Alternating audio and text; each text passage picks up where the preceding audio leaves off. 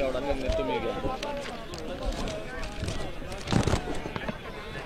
बघा आता आम्ही कसं बघितलं आम्ही वरच आहे ते आता आत्ताची आलेली आहे खाली घेता पहिले गाडी आपल्या गेले तुमच्या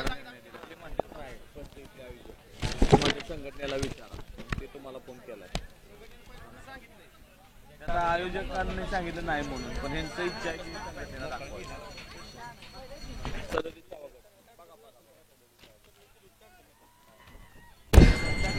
सेमीफायनल 1 चा निकाल आणि निकाल.